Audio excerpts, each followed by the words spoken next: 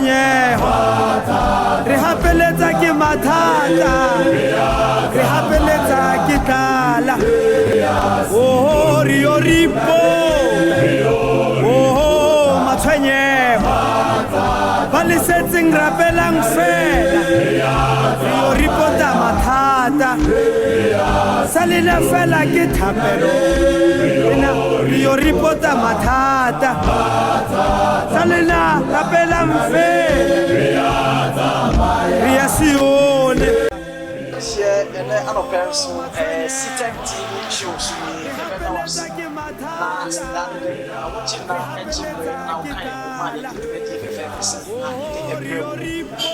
you want to be say CTEC show or CTEC Agri TV shows. Never will change to other brother one or to make so and I to a son from all political parties and what now education for more someone happened to mind and the candidate that almost unable. I was young companion. So I was also going to have a social media handles. Also, when they question, suggestion, and contribution, being also what they are passing out their mother. I come.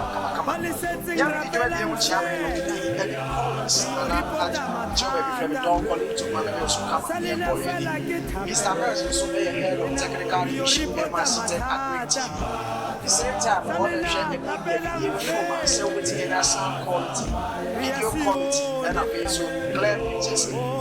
Now, you may so at the amount. Chairman Alex protecting a founder and president and Marcellus and High, the charity as a city, or also a executive who are and one about. And that's a point in time, Ukrano, a bear mantra, eto, or may say. What by the or Baba arrested Ghana CD US dollar equivalent ratio no na key no watum na or the akwakoma by then IGP. In fact, whether it's a humorous or whatever we can take it no, it became like a mantra in the country and obia eka. It in a nutshell no the person ehun say obia ehun Dr. Mahmoud Bawumia, Vice President of the Republic of Ghana say economic maniac. E come maniac here. Na say wa bin adomusuko ye nti wa bai de e na vice president so wo mejo ayipo mo so ye say economic team no de every government bia no wo na di mu adenchechi pa a wo mo esom na de na dia na sabio other political device no said including one kasa party NDC any other political parties no and fourth back center forward and so on and so forth you am say oh won twate na city no kra no a was one resting na was what the king aquacoma then IGP near the Adric ho and Koshi Ameno such of way and I'm a colleague be crab podium and also quite same baby as I'm no cramming Pesamaca will be in the course or may I'm also quite daja but Sivo and then the person made a falso now what to be now after that no one mouse submission or and now comments na what they are called aquaquato sabi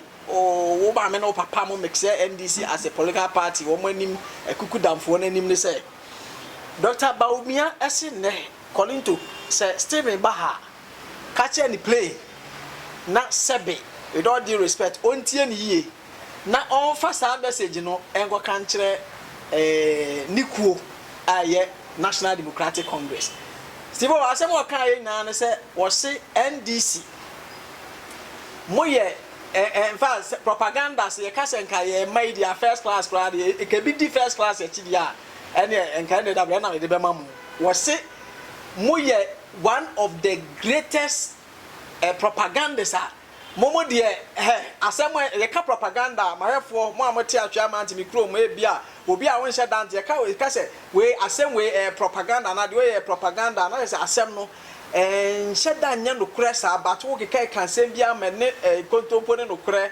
ababa be se yemfa eno nto nchen a wo se ene e bon pa de ene na je say mo abon NDC mo abon pa ye ka bom pa de ene nke mumum na esese ne mi fa so ne yemfa mam ni senti a mo your friend say mu data see ready data pa say economy ni say the AC crow enie your national income nie your inflation nie.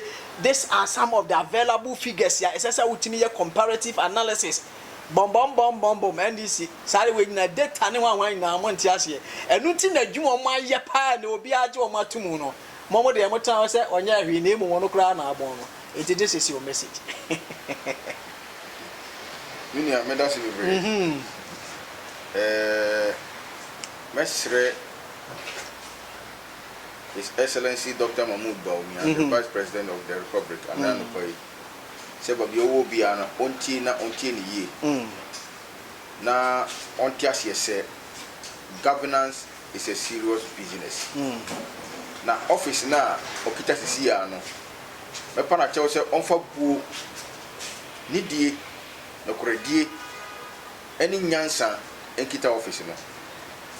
Na omati mamufuo enya ahotoso woni mu ni gige woni mu se ampa ommo na kwanya ma na be vice president na waboa ma oman we nkanko akoni junior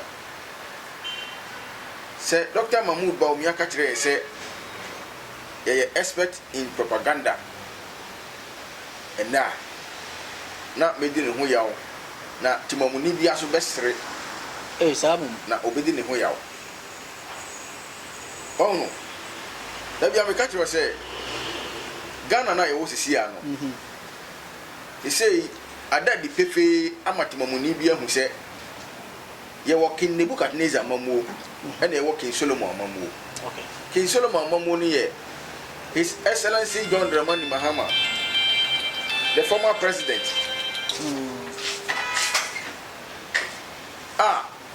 Odi yenim since 2012 abesinde. Amonyoku an odi yenim no ye NDC amonyoku. Okay.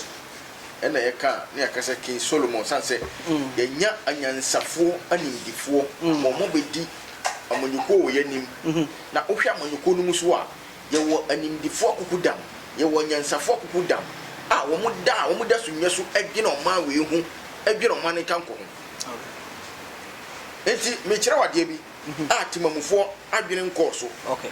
Since 2016 now His Excellency John Dramani Mahama, the former president, na obefira kunya so me fra me the record setter o set a record bi na sa time no na ye nua Bawumia kroyai ebe kan sema kese e na ye president at that time e incompetent onima mamuo onim se de kwan for kra for so ebu man e di atem bebre ma ye mampanyini at that time His Excellency the former president John Dramani Mahama ka kire se minua se ka mamuo a enka wo de ono fragbera at that time na do danko akufo do mo de enka me expect se mo beka bibia fa mamuo ho ana beka kire me se me incompetent se minuanom mpoinfo omodi manim te se yakofo the former president John no Ajekun Kufuor ana Frank Lieutenant Jerry John Rawlings mu bom so mu a enka meti ase sanse wo mu de wo makọ hopen oma wura mu bi na wo mu nim de wo ho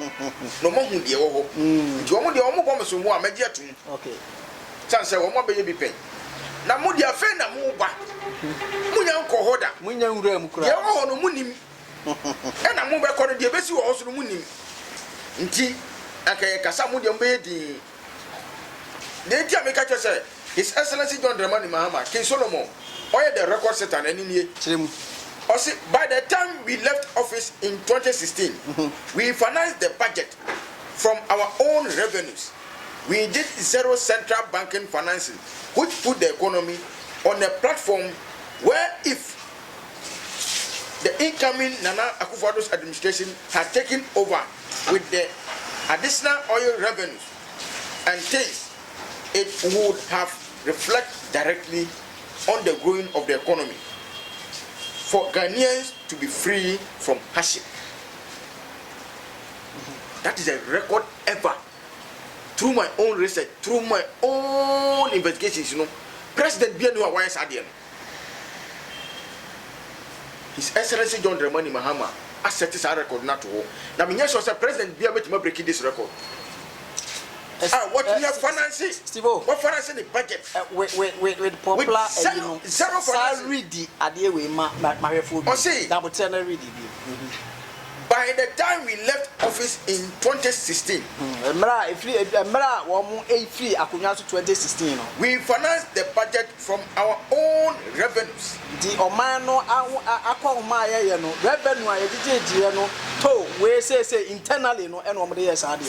We did zero central banking financing, which put the economy on a platform where if Central Bank na Bank of Ghana no ya nkwaje busia bia yenya kakra na yetimi ede domestic market ma o magina na mo so. The incoming Nana Akufo-Addo's administration had taken over with the additional oil revenues and things it would have reflected directly on the growing of the economy for Ghanaians to be free from hardship. Entino me cheche we mu they said them na wa twa mountains betting ye.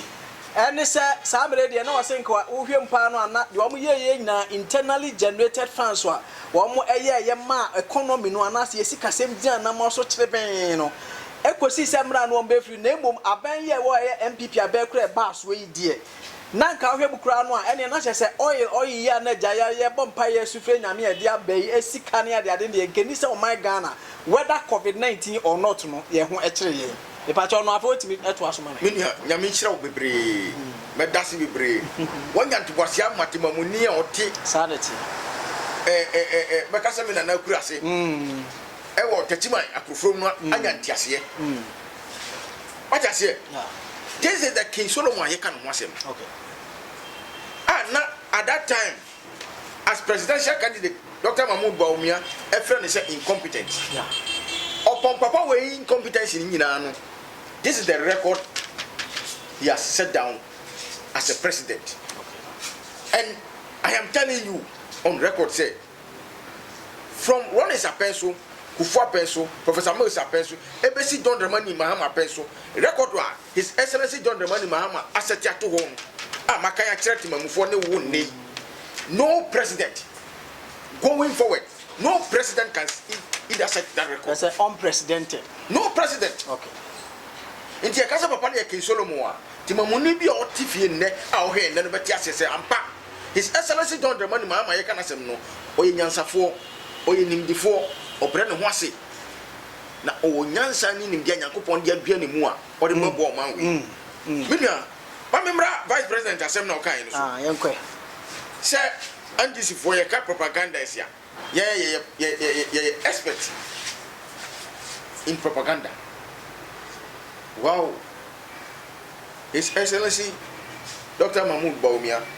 What said that be a catcher say Ghana, you can't credibility, only credibility be Vice President. Only credibility be I say what go Motelemi for animasi.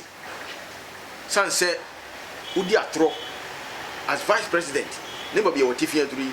Osora on some Okanyina, Ukan Tro, Etroma, Timamfo. Tiwama Motelemi Sumno, Anim Aguasi. Mestre chief member bi obi ana se on fa cheme sibo ene fa cheme ene I say you say the oye he we asase a we hiti ba be pa cho tra we twa na ebi ne de he me ba minia who say Stivo I always deal with the records. Okay, now sanse because I no want some you can so any records be out to back your point there you retract that statement sanse as a communicator tell bia no me pese menya better communication statement ediama timamufo ne obi a o hementi any machita fonti me always know me ba me the records eya aduma na masem bia meka no so no me dia dance ye den e bata ho ma timamuni no ye den eti ase good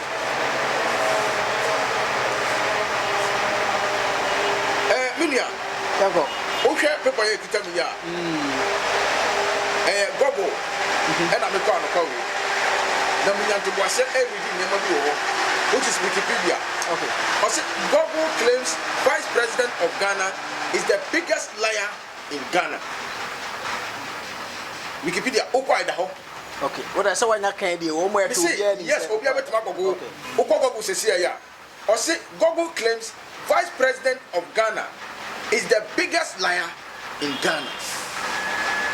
You never did tell me what somebody can you. office of the vice president country. Since the CIA, a man paying your money, what's up? Who now take over as sitting president? Until Nico says, the Breno would it to form. But the neck, go. Tre say, see about my women, Obio can't throw no dear torture in the optimum for the vice president. We are number one. Yamina make come. Go. Obia to Munibia, be an bit of go. No one can send a mechanic central woman. Me Babachro. August 25th, 2020. Also 25 reasons why Gwamu says Dr. Mahmoud Bawumia, the vice president, is the biggest liar in Ghana. What I say? Niema mako adonunum a gogo gira so all what your man for you never get to boss it or no yet you can't throw or Ghana how they can't throw or you throw focus here. Obian to me competing on that and I go chireno. Tian shed the entire Omina so. I say Bawumia during his 2016 campaign made some promises which turned out to be false, as they didn't fulfill them after winning power. The campaign, 2016 campaign, Dr. Mahmoud Bawumia said, "Okay, any boss will say, Wamubenya 2 million, no Sanya man, 1 month for Yajuma. And no sooner Gogol, Abubodi Agua, or Jinasunti, Amatima Muniya Tiasen, let's say, your mom for never did chile, your cat trofwa, the whole Ghana on the air trophy Dikan. The Dikan, or say fight against Galamsey, and then a fraud. And a crown, you know, correct. Galamsey, your mom for you never did chile, and in the month of Nakasan Mampani, Mababi, a Mampani cry at the presidency at Tosu. Say, or the presidency better so as to put Galamsey. Say, even Cranobel Usua. Now I'm on trouble manocra because of Galamsey or no Enfano. And then Galamsey, I could see Seminia. Yes, so now say, Yapon by any what and they call Nakome. Say, any what you now say, that second one, also fight against corruption, a big fraud. Minia, Timamunia, okay, and no crana, you know, pray. And then corruption, I tell you, say, Ghana. Ne, but we are for Bia, Wabamu Biano. Pronon Kwane Koso. Minia, and that BDS ya, and your PPA, and your PPA, they are the Fufro, and you are the Fufra, they cash for seat, and your cash for seat ya, they are the Fufro. Minia, and then corruption everywhere. But even presidency crown, Obi, if you ever catch it, say, can I get Japan? Ye papa no ye ka MPP amanyokua o ye odimuti demand oba be ka kire ye plane say presidency niam e koso ho no airtime ubanya kwanya ahu ye mampanyi kura je say ye jew $20,000 asene mo kwanya minua ona bo kan Japan onye nipa kuma bia kekewu o kasa e ko akire o wa achitafo bebre na papa no kasa so a e ko e totimamunia so. Yes, but Muchichi from Swasi Becatcher said Denjamawa. Yanina Chinje. Papa Becatcher said, I didn't wait for presidency. Up to now, presidency and Jimmy Montin, I'm a dispute to this fact. The next one, or say, medical drones deal was fraud. But never did medical drones now also Kofaba. Now, at the Moja Aqua Hospital from hospital to hospital. Now, Guama. Your health service, no, I improve, no, and then I could say, as a zip line, I said, now, okay. Yes, okay. The next one was to build 350 brand new SHS, was also fresh. Up to now, you chairman one single senior high school almost from scratch. The next one is 1 village, 1 dam, was also another big fraud. And then, Minumionity, Omra no match as vice president, say, ya promise 1 village 1 dam ya mamu dams maku e bia 5 and 10 ukwa this constituency obehundu ho ukwa ha obehundu ho and this is another fraud. The next one was 1 district 1 factory and then it is and so another big scam and his excellency Dr. Mahmoud Bawumia e dey betwa ntro kire. The next one was $1 million per constituency and minumenu ukwa constituency who wanya bi development ben e koso constituency ya kire say ampa $1 million now promise you know it was also another fraud. The next one is free banking account per citizen.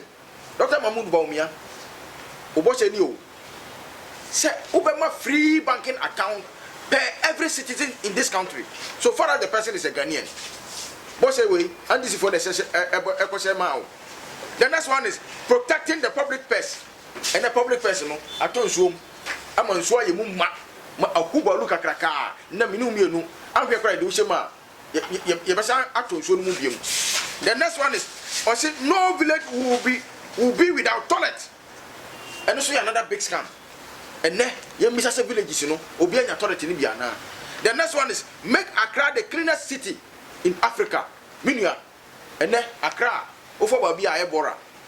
Ofo ba bia nso to ide e ko nso to a ekoye dem se ye dem niema. And so ya say e bo say Accra will be the cleanest city in Africa. And then 5 years.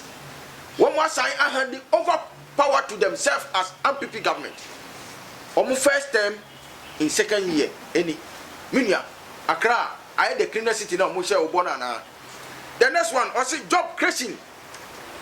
I'm Nanu Yai, one man Casa General Secretary, John Bodu Becatcher said. In Sicilian, Yamudia Guacamuno, Ebedru Babi Ghana, Yabakra. Importation of labor. Yes, African farmers so more by Yaduma wow my Ghana because Numana book. Now we are in recruitment agencies and our recruitment process. SRC.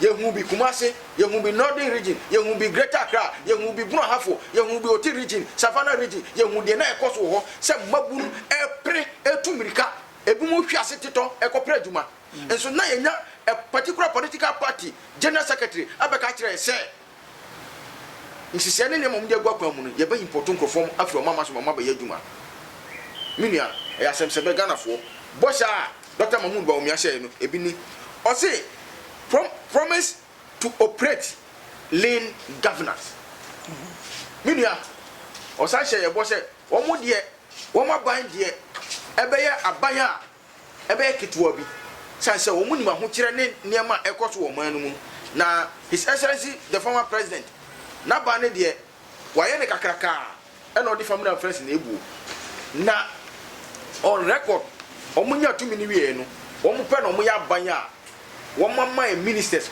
125 ebi nsi Ghana mammo mu da 125 ministers na omunyi ye no nyame enye asutre wo mo sha set record a one more by so pen or my minister. What about them? Meba. I'm on my minister. Minister, what about them? Ah, Minister Nankasa to look at him for say, and power about them not you know, and Yajuma because now or ye deal be my Ghana now, my Ghana no, ye hear verses. What me and Tracy. And been who ye, and to Tunyama ye, and Pana that time no, not the Susu Yentino, what me to Tunyama ye, and T. Emma never be fun and so Emma ne, versus no, I don't watch it be. Minister Nankasa and to Yamana make up, or get to move our committee and himself, and Pa, not getting in your but there. Sivo, they are coming about Minister, what put them. In the history of Ghana, I said about them assembly will be here free. Was it when there was a situation that by Yanuntino? Amma went to me, also pressure was on him. It was a linguistically no, who are cast on one committee as well about them. So, on Tiasano, Mr. Yamtia here, Tias, Minister, no, I did prefer my young say, a Jumana demand. I didn't know this ye. I didn't know about Yakakra, until Jumano want me any ye. Mimim Chasian, until the Fatu. Another one, or see zero tolerance for nepotism. Another boss shall say any. And ne, O Mamma Moon, and now more governance, then you. And yet, Brapanina, a offer. And yet, offer, nay, offer, and your fascia, nay, or Nakasania from Muba. Ananiya ba ananasew because nepotism adokoro mo te se dokoroboa ene appointment ayema no onye nanado hu nipa unya bi onye ba omia hu nipa unya bi odran Ghanaian amenu mienu tia no yetimi nya appointment da because nepotism adokoro mo te se dokoroboa me ma obi And then electoral commissioner ono elidi chairman of the commission no chairperson Mami Jemansa Mama Rebecca Kufado Ninia Anani Bushani Becanasa na when the bush on the fire say or yens way say no de nye onua asem Minia Timothy when appointment na officer calling to make me a qualifier we be kasa me no ye fenti Dabi Emrama ho kwan but Minia yesi de ye wa anya de manfa nya onua unim sa de no mrama ho kwan na sa nipa no qualify no eni kwan sa ko gira ko ka kire oyonko se o ye nepotism because wa continue nia ba ko pe nepotism ma dugu do mama so nyina ne se o continue nia ba ko pe just ba mutari e no man appointment apart from that you know Ibrahim Mahama kra no kita o baga na ha obi anim no kra no wa man appointment catch me but then dey ehunu apart from Mami Jemansa no okwa appointment bebre ya Nana Akufo-Addo amma no anya ne wofa na ye anya ne wofa sia na ye nua o ma appointment na to the level say in Ghana's political history o mo pa na ma set record a one man ono kasa nyafuru mba appointment catch me say boa creative art ne baba wa man appointment wo koso yani we are aware who journalist meaning I don't so the koso yes koso first in history in Ghana's politics ayenya mampanyina one man yafunu ba appointment but some mampanyina we ene na body akire e be say yebo say they are going to do zero tolerance for nepotism Ghana for the next one is also develop Ghana without borrowing another boss any develop Ghana without borrowing Dr. Mahmoud Bawumia ne boss I to so dunsi ani o say omo de omo ba bosia bebreba amanfo ebobo e de ebu oman no omo de omo be zero borrowing omo bosia because ono why deputy bank of governor da sika e wo Ghana man mu ha no ono de sika no e wo Ghana man mu no omo be regret e de aboa ama omo na tumpon no omo ko bosia da enne ye ka wo ma boro bosia 335 billion na Ghana ba be GDP economy 335 billion within 4 years or let me say within 5 years ono baka cho say obey develop Ghana without borrowing no wa babo say 300 chocolate per child in this country and so another fraud. The next one is also reducing fuel prices and also was a very big scam under this government and you say every 5 minutes biano you took petrol more Ghana. Tell me it's a lie. When Mahama was leaving power in 2016 petrol was 14 cedis per gallon. From 2016 up to 2021, petrol has moved to 30.60 pesos per gallon. Million. Now this person, as a boss said, they were going to reduce fuel prices drastically. And then 5 years in power, no, ye petrol per gallon no, I move to 30.60 pesos. So, yen fa ehonu si na yen hwese. Medicine no. Last once. Also reducing water tariff drastically. And then water tariff no reduce. Reducing the next one was reducing cost of living. And this way timamuni ne o cost of living no etisen. And then o ko market ya o to ne ma he. In 2016, fish and I turned 12 cedi and then 16 cedis. In 2016, and then I've been near the tomb, and the animal cotobidiano, near Tono, 10 cedis, and then you turned 25 cedis, and then near Becca say you reduce the cost of living. And then cement back home, and near 27 cedis. And I don't the money Mahamano, and then cement in your turn saying 54 Ghana cedis. Minia, the cost of living to say. Petrol near 14 cedis per gallon and near 30.60 pesos. Cedis. Minia. And on change or stabilize the Ghana cedis. And now how can I know? Say a whole vice president be catch no say bo say ono de omo be chi cedi no edina to the bank aba agunisa edina koto sales. na omo di kin na ma IGP ba omo ya be ka kire ye na enne e de sen cedi no na amuvo aduru he from 4 cities in 2016 no na aduru 6 cities na cedi no amuvo aduru 6 cities also reducing electricity tariffs drastically ma 2020 omo be ka kire say oh nanado che electricity free ma ya kasa ya brother panyin Kwasi Pratt e be ka kire say hey Ghana for munhweye na de a ye de chamu e kire dum betua ampanyina pa na menua no ba bi obi amede bo e ma no se menua obo ni ade anche ye ma ampanyini sa hwe ni aba no wie ya pe no be ka kire say da bi kana ya bo aguru ho no ojo pon kuruma di bi ka be press conference kana de e wo say pia because kana ai ka kese nti obi anya ready say obepia electricity tariffs no ye be pia kana ya ba gu ho no menua nsema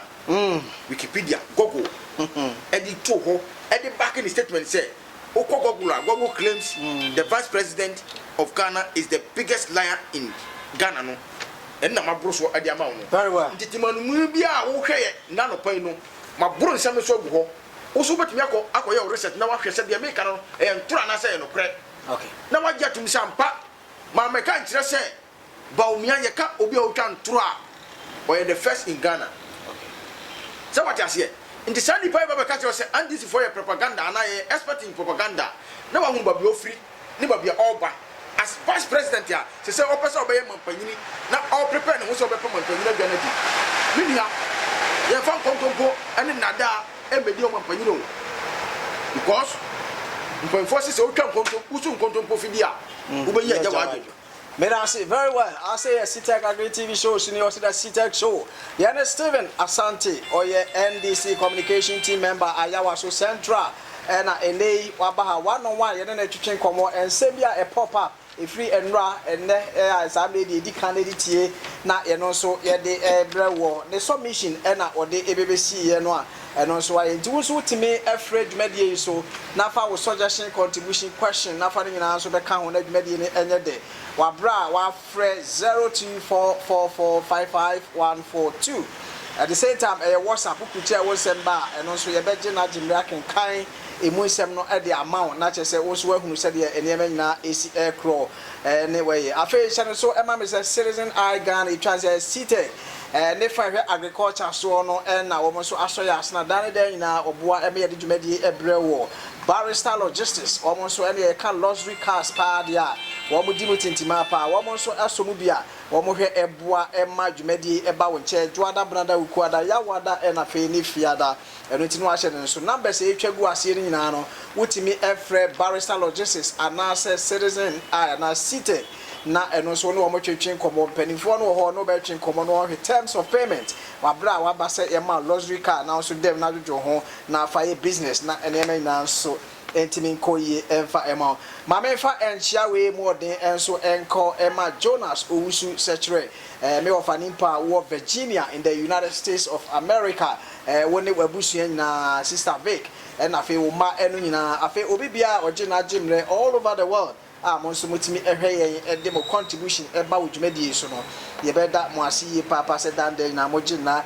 eji emre emaye sibo yanko ahase ansan ya ba me last of 10 TV show ni akọ ma menhwa wo expectations 2022 budget wo expectations ebe den sa me yanhwa niam e wo system ni na yanhwa wo expectations 2022 budget ye twemu tan beba minia tiawa 2022 budget. The message is simple. The expectations no ni say His Excellency Nana Addo Akufo-Addo ne na be di akiri Dr. Mahmoud Bawumia. Omo sa be kantro. Omo sa be disibu Ghanaians biem. Omo sa be dada yen biem. Na omo sa de akwa ho kire a etoso mienu. De nti America no. Nsema me boro so ne bo sha ya ye mampanyina be di akiri ehye in 2016. Nyame ye omadoma 2017 ye de omo hye akonwa so January 7th up to ne mama abobo so yi emu ba kokra ni ho a omaye nti ne mpanfo so ebu kasabobo bi se ye besi usu a nke hye oma sa agro no be da na wa hwefia da nwumre agro no hyase no na be che sa agro no be de okay 2022 budget is going to be nothing but rather lies and deceit. And never be deceived of my Ghana people. Yes, I'm a catcher. Say it's another year of rose because every year beyond your ready budget year, they declare every year as a year of rose. Ubeko achire no na akwana practice amankofo ye demonstrations na ye the police for intimidating near the military intimidating not to in order to stop some people not to demonstrate. And then I say ye hu in the 2022 budget who be some expectations here many any high expectations because abano so super incompetent to the level that only deceit any atrone nadape and obra omangana for nothing. All right, so 2022 and which we are time not just ni budget there. Yeah, but no na ebo oman no akọ masika best the best spending oman ni mu 2022 fiscal year. Any ade ni enyina na eno ene yebusa me nua be ma ni expectation was we nya high expectations via was e be so a enke hye ma me pa so call Google na eho no so call Wikipedia ho no ene sabre dia wo be hu nsem a wo kan na se enye atro bi sabe ha ye media grow ha sei enu nti e na sabe wo mo number ye mfa metena fidie we so enu nti wo no edi ka ye no thorough research amenei okọ Wikipedia ho a ye Google ho no dia eda ho wiase afana nyina se me kan wo America utimi call kohwe se ye nua be ma Steven Asante a oye NDC communication team member ayawa so central okay enye se be ono wo other political divide enti no kan sa na mom ade a Google wo mo so ene de ababeto se pe wo mo hwehwe mu no sei na ene be na esi etu enti wo so no wo expectations 2022 budget saying do you have high expectation on such budget? What have you, my Sanka? Emra, what they will message about WhatsApp 02444555142. I'm on the phone +233 2444 55142. Na and also finding na ebra na eneme na so enkoye emfa emao na wahye no so sa na odi amame yambre no aso eno ntire sambe yanhwe we tew ebesi mame nu abro so miensa na fe fe medi ni na emra na wieye sibo bacho mame poto ade we na ewi aye na na yeketema na eno so menye wadwen kire ho lack of time consciousness among Ghana among Ghanaians worries particular ohina ono so edi mu atintima me kan sa ade a na chese Oguaman hene a ye friend Osaberi Makwesiata the second a we ye Oman hene of Ogua traditional area Sibo the okani was a lack of time consciousness among Ghanaians worries time consciousness no na me ye hyase kra no okaya me bo abaso no say wo de since ya me hu wo amra as a communicator ewo baabi a na me wan sakra na me ba ha se nyina me no edi nkomo nyina no wo time de wo mfa niagro and such people no there be ade bia mu ye bia no me to me no de economy bi se mo the time and ye adwuma na ene Osaberi Makwesiata ese Oman Ghana wagye nani ehunu se ye time consciousness na edensuom zero utility say cho e ba san so a emwa economic development of this nation ma ye mpuntuo enko nanim any ade because nipa na late kura no oh Africa time oh at the end time atwa time time na okay kan sa wa bre na so say time na mu Greenwich Meridian time na na longitude 0 degrees ya na dem enti yamfa no entwa to we dey more or less I somehow social issues bakra yeah time and of course time consciousness Ghanaians unia meda se bebre time conscious among Ghanaians se ohene no ka me de me bona baso okay se odi ne nua to forma na wo hu sa nema no se sa nema no ye another biggest challenge in this country okay because we are say no say as timamuni as nipa bia no won kan ko no abrabo be ko ni mu a na ye how you are able to manage your time and your planning and your planning okay say o ho na you obi a o use time anyhow minua obeka chiri wa brabo okay two u obi a onfa o time enya adwuma onema bebre eka chiri na ohene no ayade because wo hu say sa nema no adienya okay since time and memorial abisi nne okay because as the memufo no ye value yemre bra yinya ede ye niema yede ye nyuma yede ko ye nyuma so yede ye niema bibre astimamufo no value na wokɔ amanoni a ya ma wo mo develop no kwasi bronyi mfa ne mre eni akro o na me ba yi sei da bi kwasi bronyi nya sa time ma o ma o 6 o'clock ana 6:30 na mo epa ho 6:1 kra uduri na ka tse mpa chew me de me fa me time ni agro nti kofie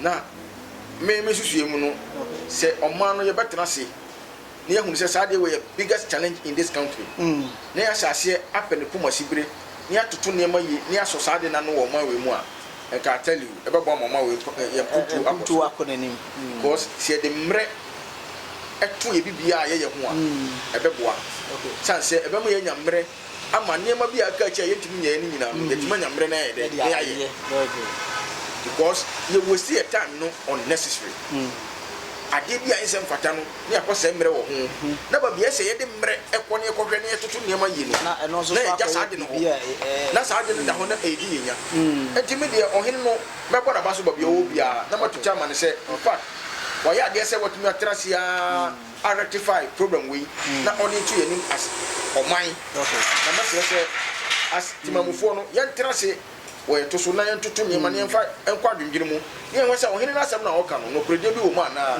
ampa no kre wo mu se timi so na etoto ye na ma yi ne ma ye time ehia yen ye kan ye se obra studio 10 o'clock ampa 10 ni bebo no wadru ho otimi toto sa na ma no na mo hwesa na odi otam so ya me nua wa kasa brabo no be ko se de okwe because opera na odi otam so ye den ye adwuma na ebebo an so entimi de kakra metimi aka e wo hono time consciousness yes because ye me ni ko wa ebe boy aman yo for some radio I say near the and na ebesie sibo bacho 30 seconds said dem ye da bia no wanu ma asem kra e wo na de be kan na e ma o my Ghana ne yenko mesra timamufo na mada obi dia so ase na maka kire mo se sese no wo mo ti ase se ye pesa ma we ye ho beto ye na omanu puntu be koso na de ye bia no betimi akwa ni asoman Ghana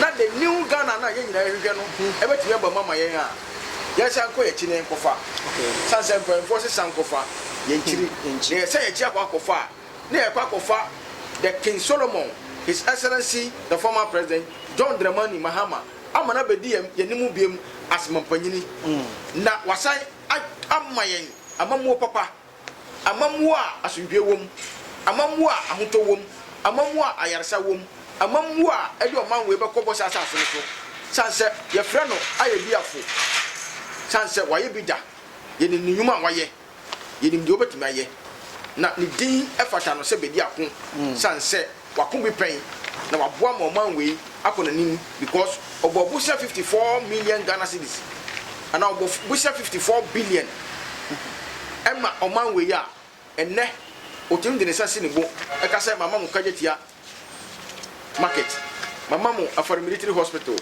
mama mu Ghana maritime hospital mama mu Legon teaching hospital mama mu Circle interchange mama mu Commander Sugar factory mama niama bebre me ka say me bobo so ade bechi gwen na ye mampanyina e wo setimamufo ye di America ni sun esufre no na oba no bedi oman yanim no de ekobo asase no so na manu di sema me de betwa to no setimanu mu bia nya hotoso sanse ye de papa no san ba biem Ghana fo ye fa nigye enhia papa no ne yenje no no bedi oman yanim na onyi mfiri nkwaso ne Nebuga Neza mamu ya ye hyase yi nya saade a minua me no mienu ebedunu mirebi no ye bekum yankasa ye ma nya twetwa omo na masija so awe. Very well. Asem we ye be hunu e wo kiro kronkron Bible e Christopher no enwoma no mo. Stephen Asante NDC communication team member ono so e wo Ayawaso Central ne Krachi mekasi ye nua apreko pen no Citec TV wo fidie mu apa ne de 1-on-1 ene ye to ye nsa e frɛ no ma ene nsɛm bi a edi kan de tie e jo be kan ho ma ye de ne nyina ba na me be koi de na mame fan kai botia we emra me pato atweaman mountains be krompa ene o mame fa entie mu ode enkoma atwea abesua electoral area oba hima oda ano ma me boatema when they were pam for unit committee members no adwuma mo born ho sesi ya no enye adwuma ketwa no ene okasa ofidie so the abede kan ho ne say all over the world Accra Kumasi America Asia Australia Europe baby a atwani bia wo bia no under the auspices of Jonas Owusu Secretary me ofanimpo a ono so Virginia United States of America wetimi ene pamfo ne mpanifo bi aboa no samle obi aka kan nsa se kakra ketwa bia nso de obenya bia fa ye de number ebeto dwa ama we china papa so na yentimi emwa ema developmental projects nso emra atwea mountains na eho nyina so enye kama sande me fa so na me de atia atwea ehene ene ne hema so nyina ene mpanifo a ewo ho nyina samle de Sajumadi we si no antemenka me din Eric Collins nana agime chobe frem don Collins mamenjo so kama na fe yenko yenim Mr. Miss na me afidie no fruma esa ema camera work ni ade ade ni na eye kama